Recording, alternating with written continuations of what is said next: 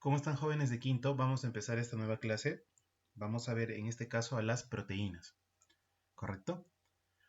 Las proteínas jóvenes serían la tercera biomolécula que estamos estudiando, la biomolécula orgánica. Ya vimos a los glúcidos, ya vimos a los lípidos y hoy toca ver a las proteínas. Las proteínas son básicamente sus biopolímeros cuaternarios, es decir, están formados básicamente de 4 elementos, en este caso incluyendo el nitrógeno. Recuerda, todas las proteínas necesariamente tienen que tener nitrógeno. Ahora, pueden tener en este caso más elementos, pero básicamente tienen 4. Pueden tener hierro, pueden tener cobre, ¿no? Las famosas metaloproteínas, pero básicamente tienen 4 elementos diferentes. Cumplen un montón de funciones, ¿sí? Biocatalizadora, de reserva, transportadora, inmunológica, hormonal, estructural, contráctil. Uf. Las proteínas van a ser en este caso las proteínas son biomoléculas orgánicas de mayor abundancia y de mayor funcionamiento en el cuerpo. O sea que las proteínas hacen un montón de cosas en el cuerpo, ¿sí? Por ejemplo, los glúcidos no hacen tanto como las proteínas, ni siquiera los lípidos. Las proteínas sí hacen un montón de cosas. En primer lugar, la función biocatalizadora. Aquí tenemos a las famosísimas enzimas y ellas aceleran las reacciones químicas. Si una reacción química ocurre en un tiempo, ahora con una enzima, el tiempo es menor. Función de reserva, la famosa albúmina, ¿no es cierto? Al encontrarse en el huevo, se va a llamar ovoalbúmina. Recuerden que en general todas las proteínas están hechas de aminoácidos, entonces esta sería una fuente de aminoácidos. Y recuerda que la clara de huevo tiene un alto valor biológico, es una de las mejores proteínas para poder absorberse en el cuerpo. Transportadora, ejemplo, la hemoglobina. ¿Por qué? Porque transporta gases como el oxígeno y como el CO2 en la sangre. Inmunológicas o de defensa, los famosísimos anticuerpos, llamados también inmunoglobulinas, que bloquean a los cuerpos o sustancias extrañas. Hormonales, ejemplo, la insulina que se produce en el páncreas, ¿no? Ahora, no es la única, también tenemos a la somatostatina, el glucagón. Ellas regulan el metabolismo de glucosa. ¿Cómo es eso? Que la glucosa puede ingresar a la célula gracias a la insulina y una vez que ingresa a la célula se puede metabolizar. El colágeno. El colágeno forma parte de las estructuras que están expuestas a gran tensión, ¿no?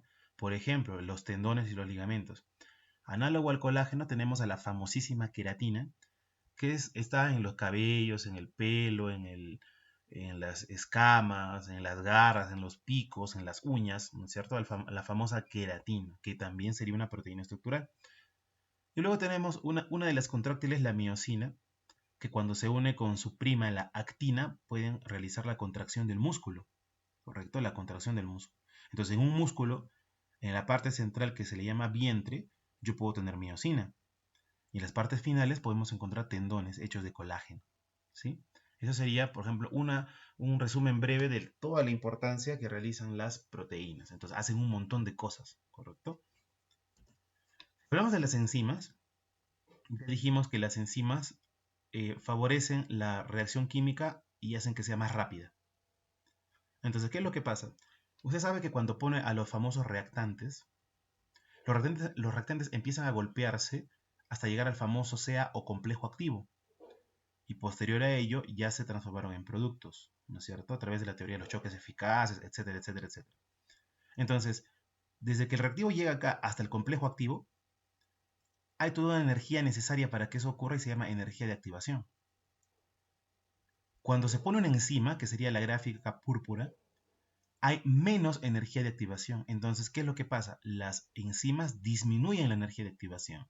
Entonces, como ahora ya no tiene que ir hasta el piso 5, sino solamente hasta el piso 2, entonces el trabajo se hace más rápido, ¿correcto? Por eso se dice que las enzimas aceleran o aumentan la velocidad de las reacciones químicas en nuestro organismo. En el caso de las enzimas se unen al famoso sustrato. Las enzimas son específicas al sustrato, es decir, la enzima no se une a cualquiera. El sustrato es específico y modifica el sustrato, ¿correcto? Por ejemplo, las enzimas terminan también en la palabra asa, generalmente respecto al sustrato. Por ejemplo, si el sustrato fuera una maltosa, porque usted ha comido maltosas, ¿ya? La enzima que degrada a esa maltosa se llamaría maltasa. Si el sustrato fuera lactosa, la enzima se llamaría lactasa. Si el sustrato sería un lípido, la enzima se llamaría lipasa. Si fuera un fosfolípido, fosfolipasa. Si fuera un almidón, amilasa. Si fuera una proteína, proteasa y así. ¿Correcto? Entonces, la enzima es específica al sustrato. Lo destruye y forma unos nuevos productos. ¿Correcto?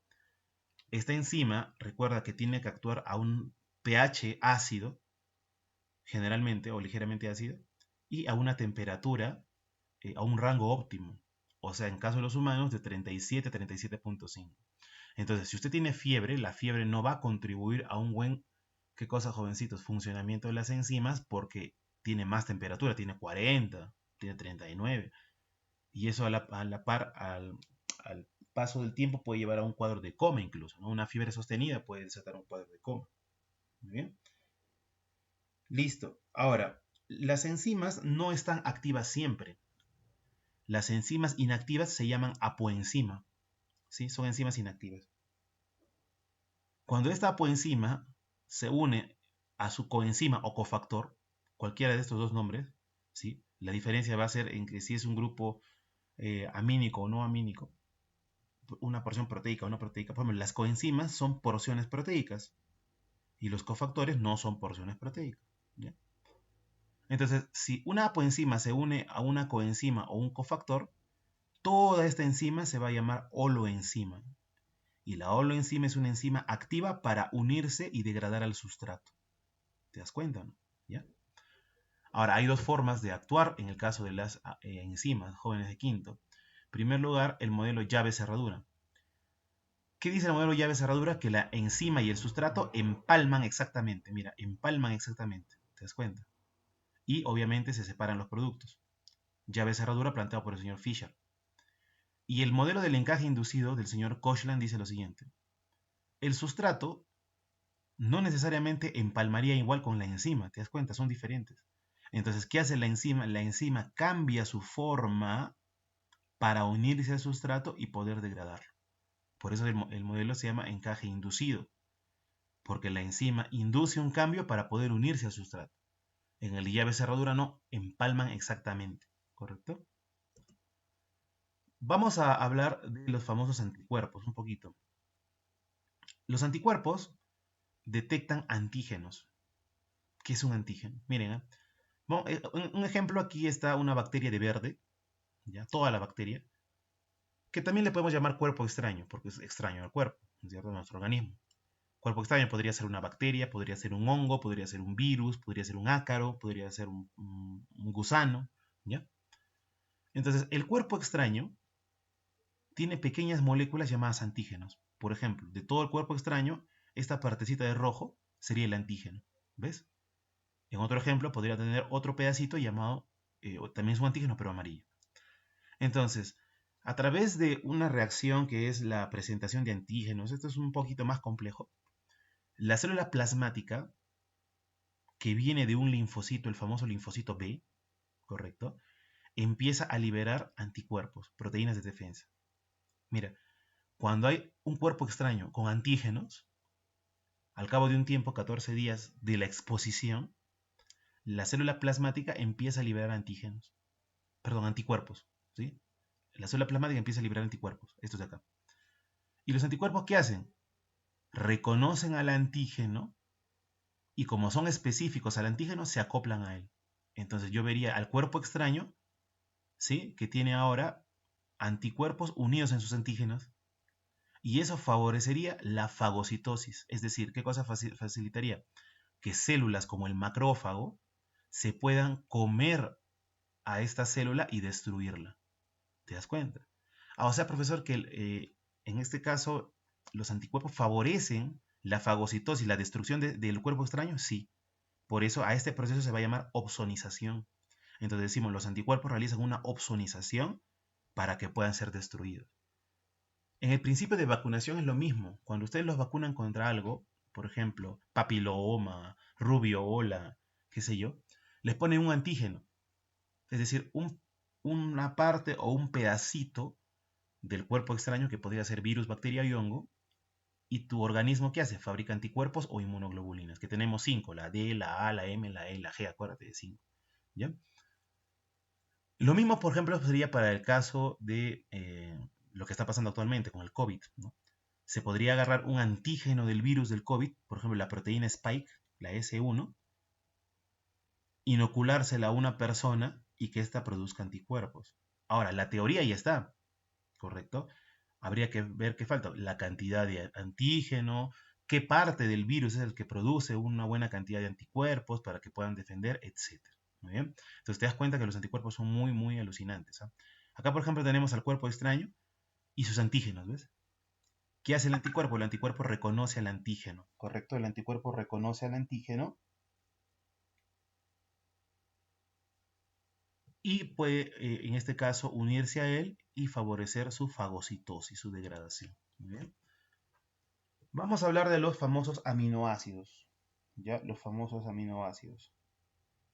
Los aminoácidos son unidades, ¿correcto? Los aminoácidos son unidades de, en este caso, jovencitos, las proteínas, ¿correcto? Los aminoácidos son unidades, monómeros de las proteínas. Acá, por ejemplo, vamos a ver que un aminoácido tiene un carbono central y como el carbono es tetravalente, tú lo sabes, está unido a 4 elementos, a 4 compuestos diferentes.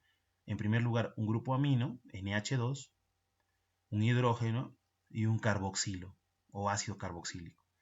Entonces, estos 3 enlaces son constantes, mientras que este llamado cadena lateral es variable. En algunos libros también va a encontrar que se le llama carbono alfa porque es un carbono asimétrico, ¿no? Es decir, el grupo amino molecularmente no es igual al carboxílico.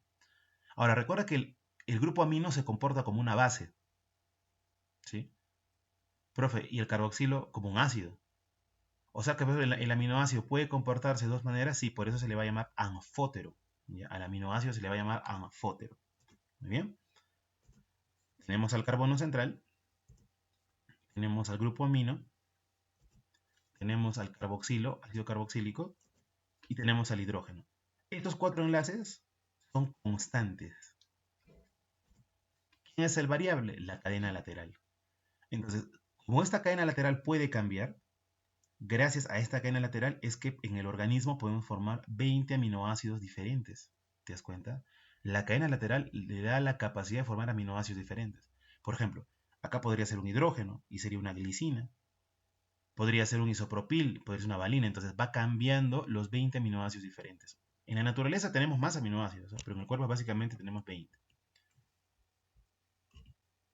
Y todo esto sería un aminoácido, todo, ¿no? Más de lo mismo, ¿no es cierto? Un carbono, la valencia, 4 enlaces, pero el que cambia es la cadena lateral y el resto son, ¿qué cosa? Son constantes. Por ejemplo, acá, esta es la parte constante, amino, ácido carboxilo, hidrógeno, está en la forma ionizada, ¿sí? Todos tienen lo mismo, ¿ves? ¿Qué cosa cambia la cadena lateral? En este caso, cuando el sustituyente es un hidrógeno, todo el aminoácido se llama glicina. Cuando el sustituyente es un metil, sería una alanina todo el aminoácido. Ahora, si es un isopropil, sería una valina. Y así va cambiando, en este caso, jovencitos, los tipos de aminoácidos. Incluso algunos, por ejemplo, son azufrados, ¿no? Como la famosa metionina. ¿No ven? Eso que podemos tener un montón de tipos de aminoácidos, ¿no? Alifáticos, si la cadena es una cadena de hidrocarburos, hidroxilados, si tenemos un radical oxidrilo, azufrados, aromáticos, ácidos básicos, tenemos un montón. La intención de la clase no es que te aprendas necesariamente todos los aminoácidos, pero algunos sí famosos como la metionina, que es azufrado, por ejemplo. O el más simple, que es la glicina, ¿no? Cuyo sustituyente, por ejemplo, es el hidrógeno directamente, ¿no? Muy bien. Estos aminoácidos se pueden clasificar en dos grupos, básicamente en su formación. Si usted no los puede formar, se llama esenciales. ¿Cómo es esto de los esenciales? Los esenciales no los puedo fabricar yo, no los puedo. Entonces, como no puedo fabricarlos, tengo que consumirlos de una fuente externa, una fuente exógena ya listos. Generalmente, estos aminoácidos esenciales se adquieren de fuentes animales, ¿correcto? En los animales se produce el aminoácido esencial y luego cuando usted se come ese animalito, bueno, un plato preparado con carne, qué sé yo, estarían ingresando estos aminoácidos esenciales a su organismo. Ejemplo, fenilalanina, isoleucina, leucina, lisina, metionina, treonina, triptófano, valina, arginina, histidina. Mira, vuelve a aparecer la metionina. Profe, la metionina es muy importante, claro que sí. Es generalmente el primer aminoácido que abre las cadenas de aminoácidos. Eso lo vamos a explicar después. En los niños, arginina e histidina es esencial. Pero cuando usted pasa a ser adulto, puede producir arginina e histidina, sobre todo histidina, ¿correcto? Puede producirlo. O sea que se dice que en el caso de los niños tendríamos todos estos de acá. Pero conforme va haciéndose adulto, ya sería solamente desde fenilalanina hasta valina. Porque ya en el caso de los adultos tienen la capacidad de producir estos dos aminoácidos. ¿Ya? Muy bien. Entonces los otros ya no son no esenciales. O sea, los otros sí los puedo producir, ¿no? Ácido aspartico, glutámico, alanina, asparagina, cisteína, glicina, glutamina, que incluso es un neurotransmisor muy, muy interesante. La tirosina, que es precursor también de otros neurotransmisores. Dos aminoácidos se unen a través del famoso enlace fosfodiesterasa, perdón, enlace peptídico. ¿Sí? ¿Cómo es eso? Yo tengo un aminoácido, la parte del ácido reacciona con la parte, la base del otro aminoácido, el ácido de un aminoácido, porque sabes que el aminoácido, este sería un aminoácido, ¿ves? Este sería la parte ácida. Profe, ¿cómo que es un aminoácido? Acá está, pues, carbono, amino, hidrógeno, carboxilo, acá también. Entonces, acá separamos, acá hay otro, acá separamos, acá hay otro. Amino, carbono, ácido carboxílico, ¿no? ¿Qué hace? El ácido reacciona con la base del otro aminoácido, liberan una molécula de agua, mira, mira, mira, liberan una molécula de agua y todo esto sería el enlace peptídico. Entonces, un aminoácido y otro aminoácido se unen a través del enlace peptídico, como si fueran, por ejemplo, una cadenita, ¿no? Entonces, vemos un aminoácido, ejemplo, alanina, por su terminal, y la serina, por su terminal, se unen, liberan una molécula de agua y este sería el enlace peptídico, ¿correcto? Entonces recuerda, si yo tengo aminoácidos, los aminoácidos se unen a través de enlaces peptídicos y liberan agua. Y ya sabes que liberar agua se llaman reacciones ¿de qué? Reacciones de condensación. Acá, jovencitos, cada esferita sería un aminoácido diferente. ¿Sí? Entonces, por ejemplo, prolina, que es un aminoácido, se puede unir con leucina, que es otro aminoácido, y se puede unir con qué sé yo, con glutamina, que es otro aminoácido, y con metionina, y con ácido aspartic, y así. Entonces puedo unir muchos aminoácidos para formar mis proteínas, ¿correcto? Puedo unir muchos aminoácidos para formar mis proteínas. Entonces las proteínas serían la unión de muchos aminoácidos por enlaces peptídicos. Y como yo tengo un montón de aminoácidos que componen una proteína, por eso las proteínas, ejemplo acá, serían, ¿qué cosas, jovencitos? Macromoléculas, moléculas de elevado peso molecular. Muy bien, chicos, hasta acá nos quedamos. Hemos visto la primera parte, que serían las unidades, monómeros, que se unen a través de enlaces peptídicos, y hemos visto las diferentes formas de monómeros que hay en el caso de los aminoácidos, ¿no? Recuerda que todo depende de su enlace variable. Hasta acá nos vemos, jovencitos, y por favor sigan estudiando. Hasta pronto.